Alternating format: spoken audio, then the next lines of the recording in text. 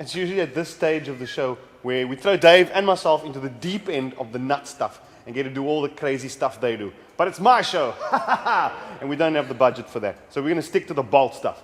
Now, our next guy is called JP van Zyl, and if you went to the shop and ordered a bolt, you couldn't order more of a bolt than this guy is. Check it out. JP.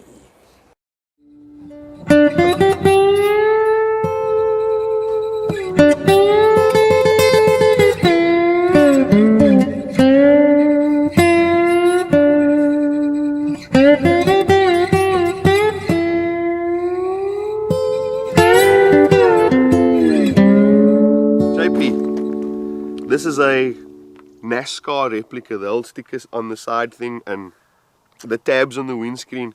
Hoekom? Why, bro? I was cut full of being the same as everybody else, you know. Only dead fish follow the stream of it.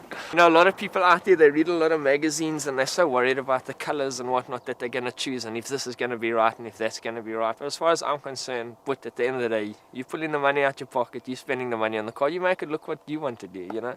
Don't worry about what the next date's going to say and what your chick thinks or whatever the case may be. If you get in the car, I mean, people think I've hit this car with a wet newspaper, you know what I mean? I like it. I don't care what the oak next to me thinks, you know? Some people are going to bitch and moan because you've taken a classic and you've done something, you know, disrespectful, if you can call it that. You know, if you want to take a car and you want to go and put 16s, 17s, 18s on it, do whatever you got to do, but as long as you're happy with the car.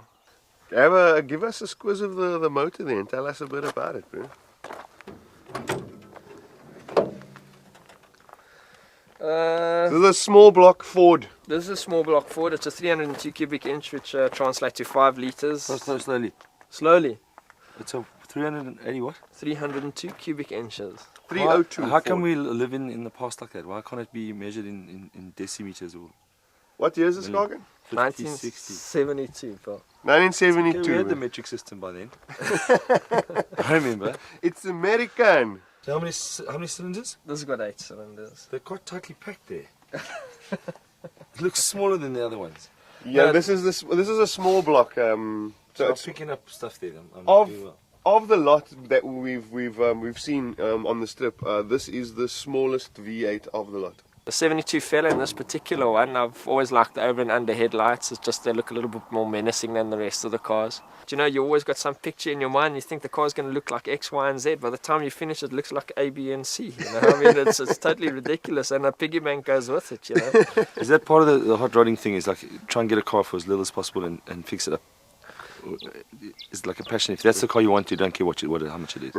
Let's face it, you can only have so many cars as far as the pocket allows. You know, I mean, the average oak that wants to pull into the game hasn't got a hell of a lot of cash, you know. And if you can pick up something like this, and I've always been into cars, but about 13 years ago, I got my first one. I just started taking an interest. I don't know, you go attached to the cars as far as I'm concerned. Every single car you buy has got a personality. You open the boot, you're going to find X, Y, and Z in the car when you buy it. You're either going to find the old ID book or this and that and other. And each car can tell you a story. And but a couple of days after I bought the car, I actually opened the boot and I found these wheels in the boot. They've definitely got their own personality. The fact that it's just a hunk of metal, it's definitely, it's not even an option.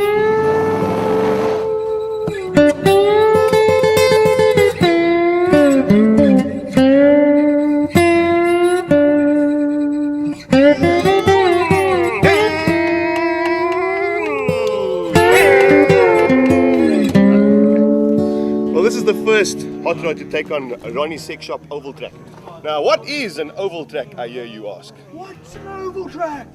I'm so glad you asked that question. Well, an oval track is where hot rodders get to live out their fantasies. We're at Ronnie's Sex Shop. Have a look at this. Wake me up when the neon lights and the asphalt gray. This is why I love hot rods. They're so easily revved up. Revved up.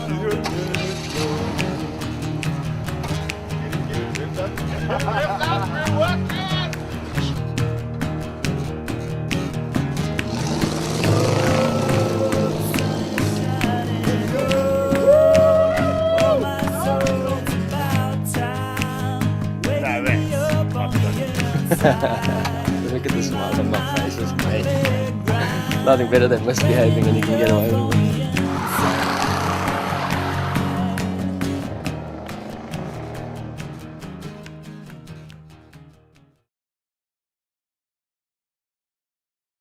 Now that was JP Van Zyl. I told you it was a Malak, didn't I?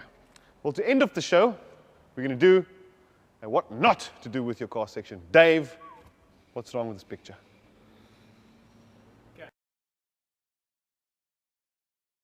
At least he's passionate. He's got a good enough car, a solid car, but he's got a passion. He said, I want this car to be something else. No, Dave, no. This is an O'Bally car with an aerofoil.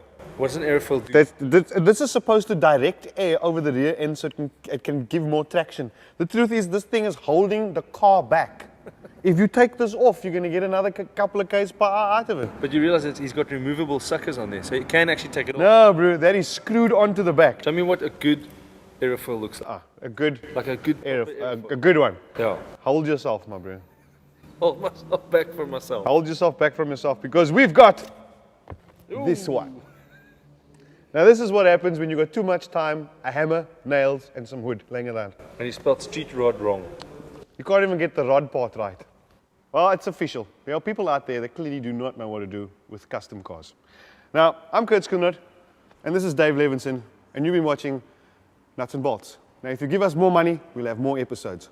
Thank you.